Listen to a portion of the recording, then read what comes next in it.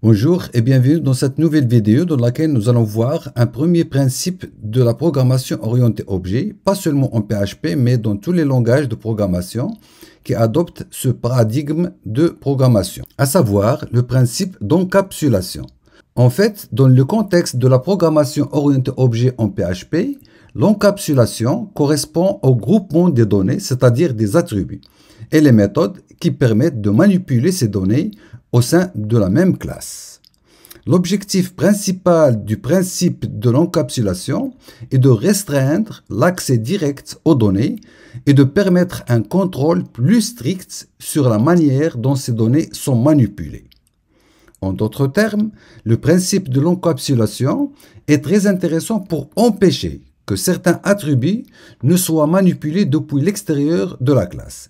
Et nous avons déjà vu dans les vidéos précédentes que les attributs déclarés par le mot-clé private ne sont pas accessibles directement à l'extérieur de la classe.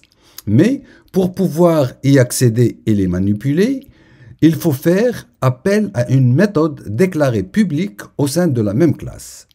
Je précise donc que ce que nous avons déjà vu dans la vidéo précédente exprime bien le principe de l'encapsulation en PHP orienté objet. En fait, en PHP orienté objet, pour définir qui va pouvoir accéder aux différents attributs, méthodes ou constantes de nos classes, nous allons utiliser ce qu'on appelle des limiteurs d'accès, appelés aussi des niveaux de visibilité, qui vont être représentés par trois mots-clés.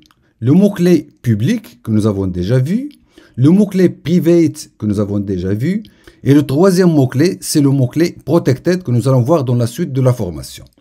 Alors, en résumé, pour le principe d'encapsulation, il faut retenir ce qui suit.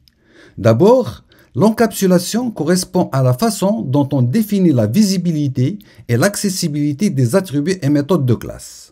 Deuxièmement, lorsqu'on crée une nouvelle classe, il faut toujours se demander quelles propriétés ou bien quels attributs et quelles méthodes vont devoir ou pouvoir être accessibles depuis l'extérieur de la classe. Et comme nous l'avons déjà vu, les attributs et les méthodes définis avec le mot-clé public vont être accessibles partout, c'est-à-dire depuis l'intérieur ou depuis l'extérieur de la classe. Mais les attributs et les méthodes qui sont définis avec le mot-clé private ne vont être accessibles que depuis l'intérieur de la classe où ils sont définis. Et pour le troisième niveau de visibilité, c'est celui défini par le mot-clé protected.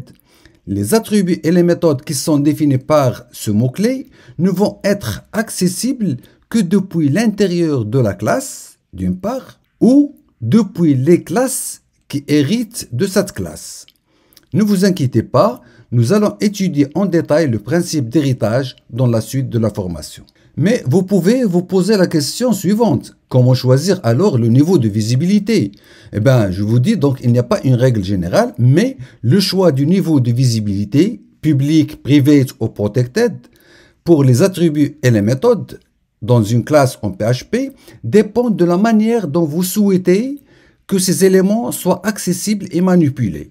Voici quelques directives générales pour vous guider dans le choix du niveau de visibilité.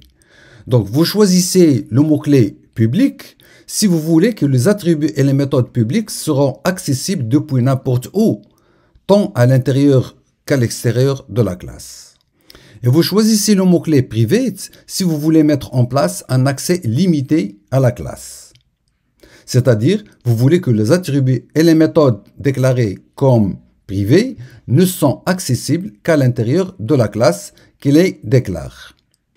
Et vous utilisez le mot-clé protected si vous voulez que les attributs et les méthodes sont accessibles à l'intérieur de la classe et par les classes qui héritent, c'est-à-dire les classes dérivées. Voilà donc en gros comment peut-on choisir l'un des mots-clés private, public ou protected.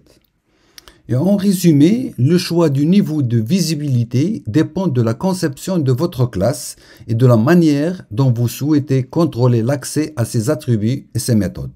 Si vous voulez maximiser l'encapsulation et limiter l'accès, utilisez la visibilité privée. Si vous avez besoin d'une certaine flexibilité pour l'héritage, optez pour la visibilité protégée, c'est-à-dire le mot-clé protected. Si la visibilité totale est acceptable, choisissez donc la visibilité publique. Mais il est généralement recommandé de rendre les attributs d'une classe aussi privés que possible pour garantir une meilleure encapsulation et réduire la dépendance externe.